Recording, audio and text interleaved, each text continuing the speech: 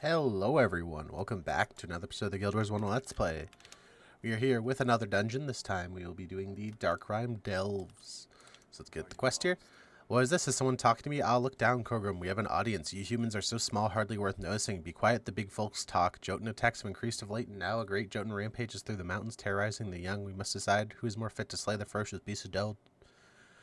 Dwelling deep within Darkrime Delves, today I play to send this great Jotun to the afterlife. Everyone knows I'm the greatest warrior, but I fear the beast will die of old age. War against this age-old fool for the simple truth. There's no need to argue. I shall slay the beast for you.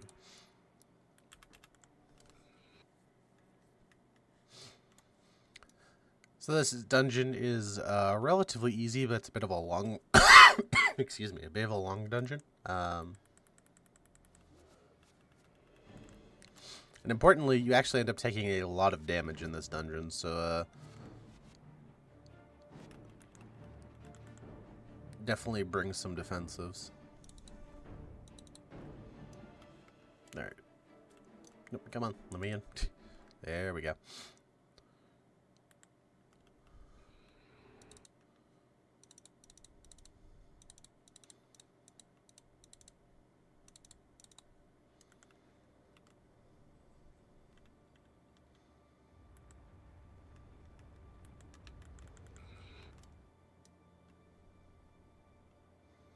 There are some incubi up here to the right, so we're just going to try to avoid touching those as we run through.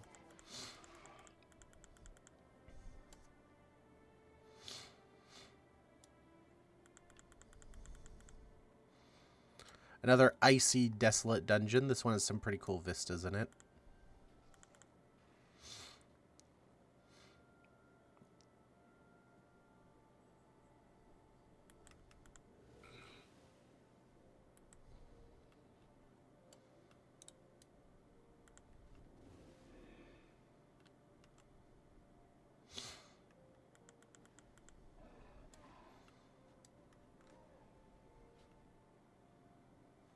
Okay, we need a powder keg. Let's go grab one from over here.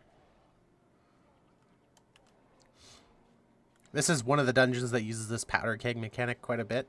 To open the way, at least on this first floor here, I believe. I'm trying to remember if it's really used on the second and third floor. Oh yeah, I forgot to mention, this is a 3-floor dungeon.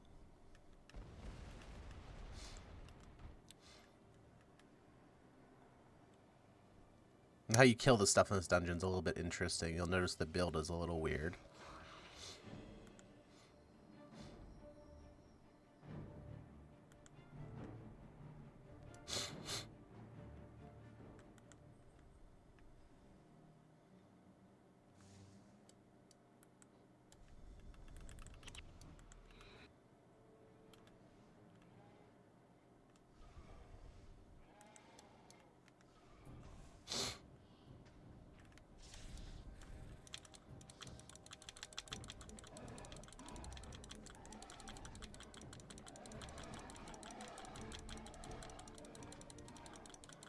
Just spamming the kegs here.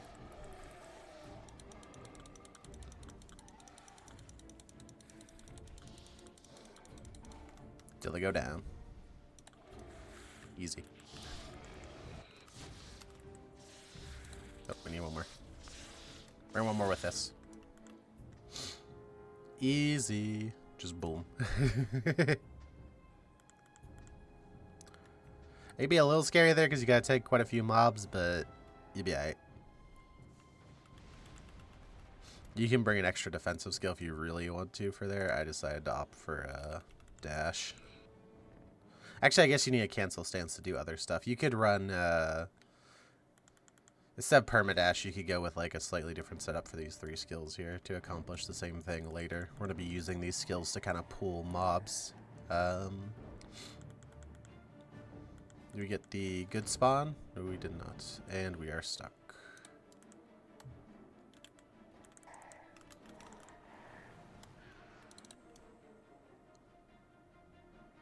Of course we are stuck. Are we still stuck? I don't think we're still stuck. No, we're not still stuck. Good. Oh, we did get the good spawn. I just went slightly the wrong way.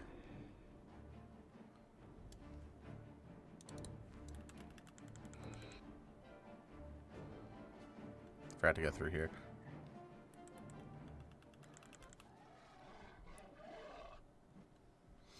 These two bridges here you can see on the map, one of them will be down for you. There's the farther one up here, or I believe this is the much shorter one, so we got the short one. Yay!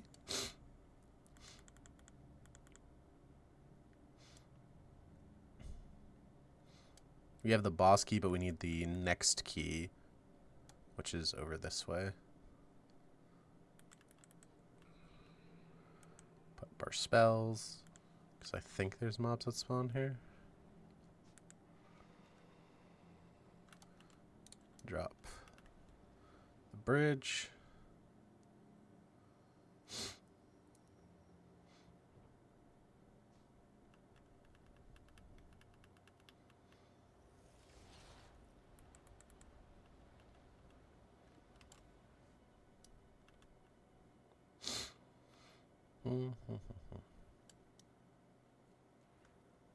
And there you can see the dungeon key over there. So we're going to go grab this dungeon key.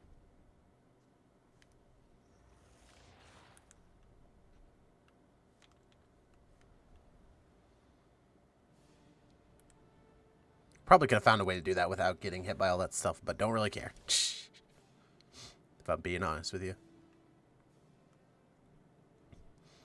No, we should be able to... Yep. Of course, we go right into the...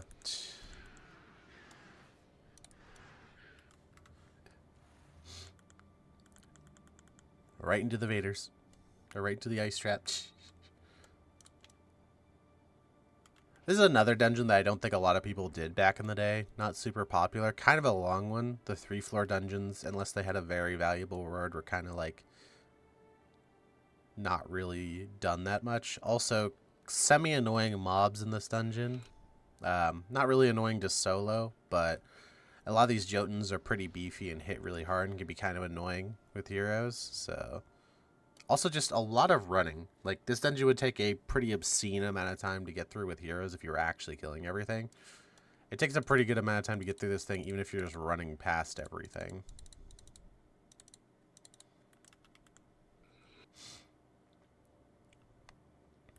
So I can't imagine if you're actually killing everything, how much longer it takes to get through everything.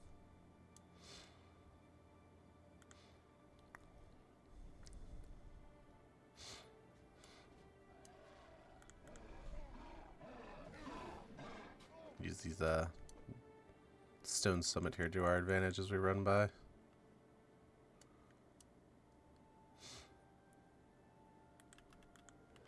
It's kind of interesting. I really like these like slinging mines here.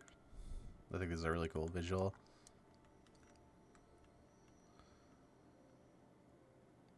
But as I was saying, I think it's really interesting how some of the dungeons were super short and some of them were super long.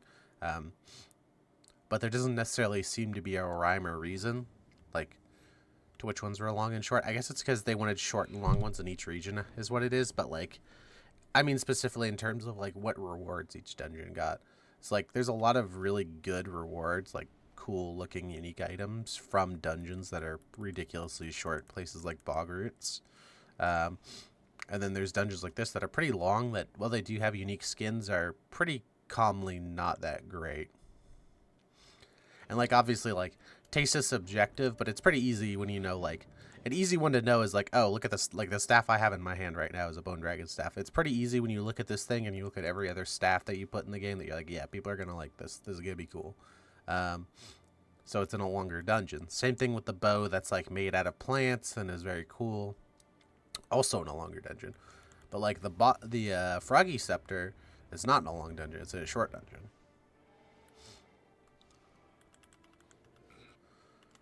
Although I guess technically long and short is relative to how you do them, right? Just because a dungeon takes me 5 minutes if I run through the entire thing doesn't necessarily mean if you do it the designed way or whatever that it would still take you 5 minutes. So...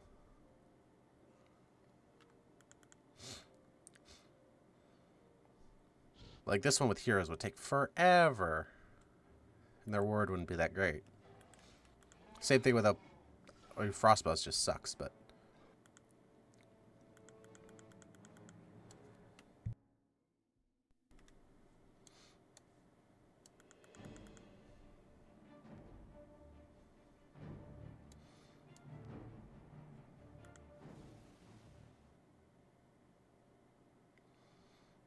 You can do this solo in a couple different classes. Sin is just one of the easier ones. You do it on a Dervish, you do it on a Necro, you can do it on a... I mean, you can probably do it on a whole bunch of other things even besides just the ones I'm thinking of, but Sin is kind of just the easiest, so that's why I'm on a Sin today.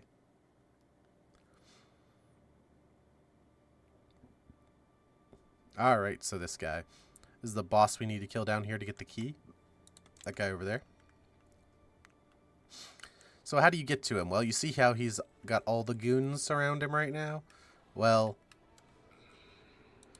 you gotta do a little aggro manipulation. So you want to run in here, grab all these guys, and you want to pull them slowly over to a wall where you can kind of glitch them.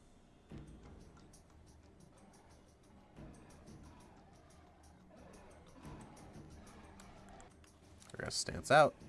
We're going to run over and try to bow our dude before they run back. If we can get just him, we're golden. Okay. This can sometimes take a few tries, so I'm kind of surprised we got it first try, but I'll take what I can get. And then you want to move him back as far as you can.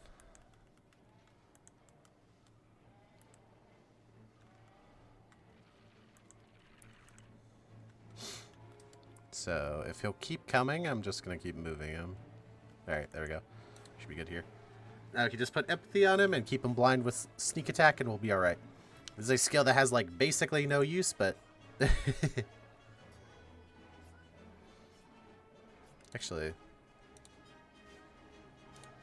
I should have some Dagger Master in this build, right? 7. What I put it in? Inspiration. Such. But it's pretty easy. Just keep him blinded. Keep him empathied up.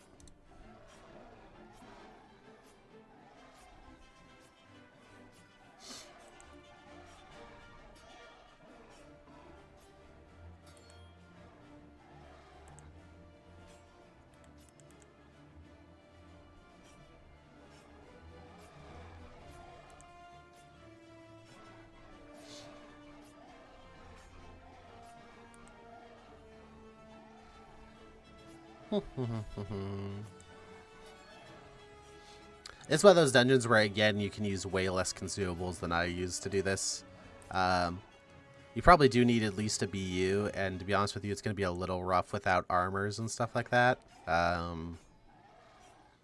As these mobs hit really hard, like hundreds with their basics. So I would recommend at least probably like Cupcake and a con set, but you probably get away without a con set pretty easily. But definitely, if you're doing this place with heroes, anti-melee, for the love of God, anti-melee. Bring an ineptitude. Heck, you might want to bring 2 ineptitudes. Maybe a blinding surge elementalist, something like that. It'd be very, very nice. We're just making our way back.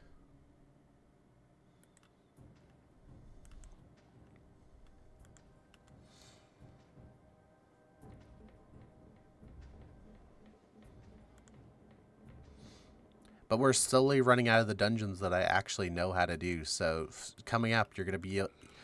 the videos are going to be either very funny compilations of me failing a million times trying to do something I've never done before. Like running past this boss lock right here.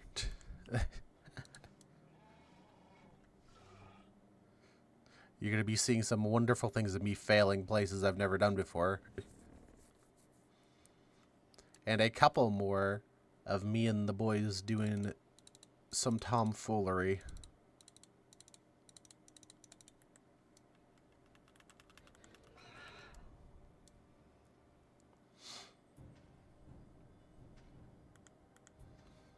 Because there's still tomfoolery to be done.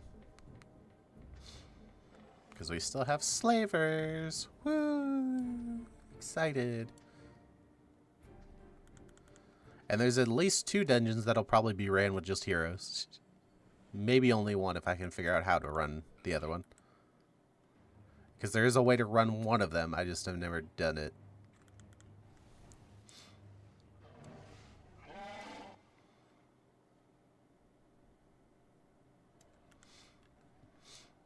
One thing I've been doing more as the game ages like this is since I don't need to worry about running other players, a lot of times I'll just bring heroes to cheese my way through like harder parts of these dungeons anyway. Drop our Shadow of Haste here. This room, we have to kill this big guy in the middle, Havoc Soul Whale, but we need to move all of his friends out of the way first. So, similar to what we did with the last guy, we're just trying to move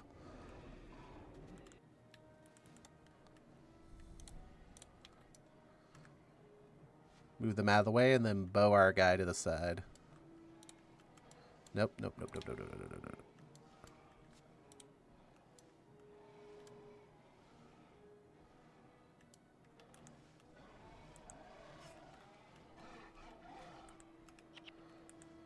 Alright, this looks like about where we can pull him to. Let's see if I can get him to move a tiny bit to the...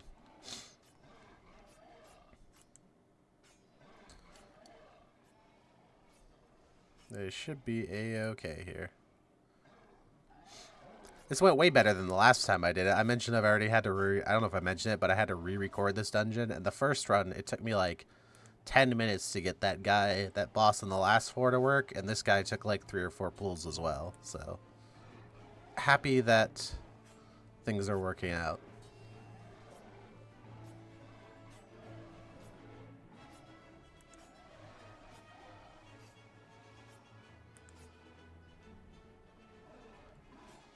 Do I have a zealous weapon? I don't. Yeah, it's not really it. That guy over there is dangerously close, but...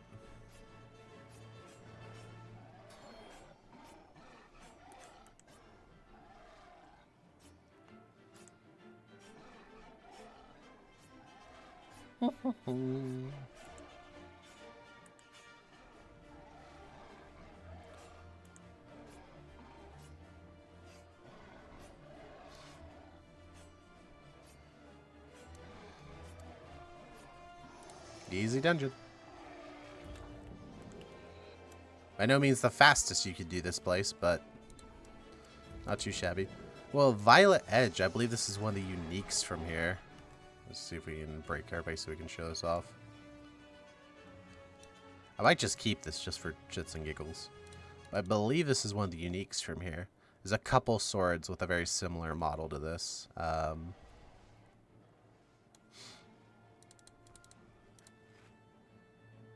Let's get enchanting mod on it already.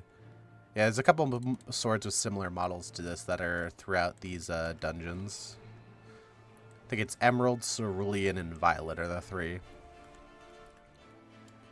And now we're just going to wait out our timer so we can go get our quest reward.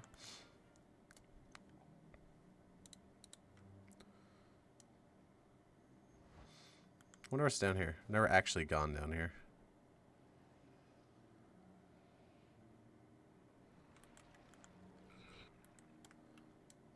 Man, considering the boss is back in that room, there's a lot of this dungeon this way.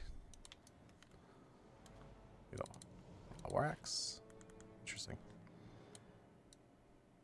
Put that somewhere.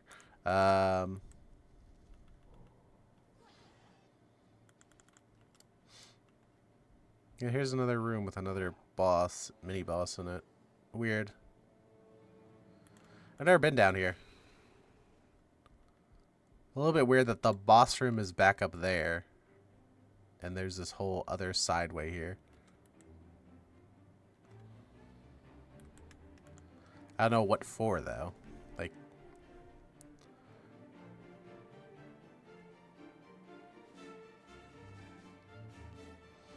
what's the point? I mean, I guess technically what's the point of all the, like, you know, areas that aren't the boss, but there's some dungeons that are pretty linear, like Shards of Aura is probably a good example of one, Arachnes that we've done, and there's some of them that just seem to have these weird paths that go off to like nothing. I wonder if it's just like, because how a lot of these are made is that they take parts that they've essentially built of the various different dungeons and they drop them in kind of like almost cubes. Like I bet this wall here divides like a section of dungeon that they can use and just drop in places. So this is a section of a dungeon somewhere that they can, you know, drop in their creator tools or whatever. So they just end up with these weird little parts that they don't have a use for. I wonder if that's why, or I wonder if they just put them in here so you get lost. This blood curler is being annoying. There's only 12 seconds left, but he's being annoying.